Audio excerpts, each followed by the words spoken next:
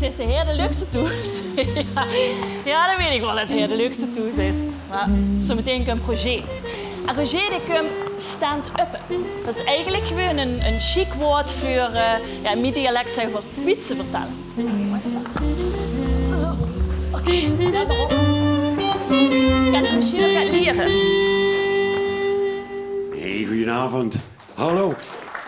Dankjewel, dankjewel. Maar van mijn therapeut werd het fijner wanneer ik het positiever gevoel met kreeg. Ja? Dus ik kon mezelf nog een keer aankondigen. Dat zou ik eigenlijk wel fijn vinden wanneer het applaus dan nog echt kunt en het dak er vanaf gaat. Ja, dus verdun hem gewoon nog een keer. Het is toch een leuke avond. Dames en heren, hij is voor u Roger Lataster. Nou, dat was dan ook de gezelligheid voor vanavond. Waar, ik wil... Ja, maar dat is toch hoe het leven tegenwoordig omgeet. Het moet gezellig zijn. En ik merk wel dat ik nu langzaam een oude zeiker ten tweede ben.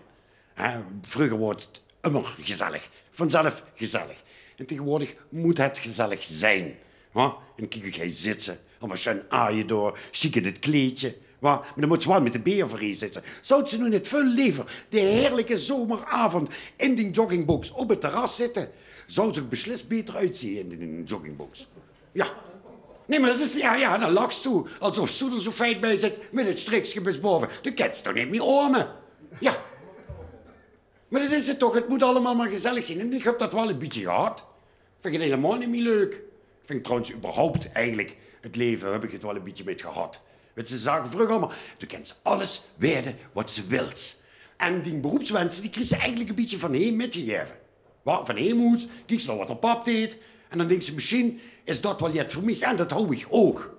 Mijn pap is namelijk oud mijnwerker. En daar had het nog alles gedaan. En eind jaren 70, in de crisis, kwam hij heen te zitten. En dat was voor mij de leeftijd dat ze graag zo een gruien is. En denkt, wat gewoon ik spierder doen? Nou, en ik kan u zeggen, ik zou werkeloos willen worden toen.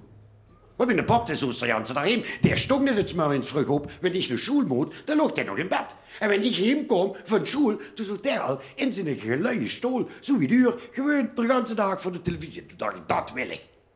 Bis dat ik erachter kwam dat wenn zo werkeloos bent, dan willen anderen dich aan het werk zetten.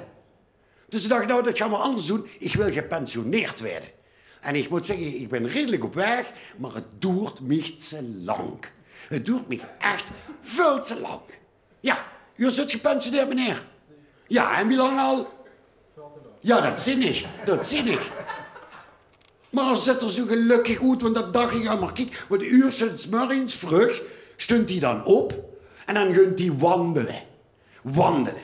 En waarom doen ze dat? Om al die lui die wel moeten werken te irriteren. Maar toen is het dan allemaal zo lekker relaxed. En ik hoef vandaag niks. En jij lekker wel.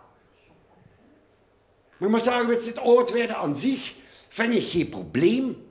Sterker nog, ik dacht in eerste instantie, nou, het brengt echt hele leuke dingen mee. Ik hou namelijk zelf het idee dat gedurende het ouder worden mijn geslachtsdelen het gruien wordt.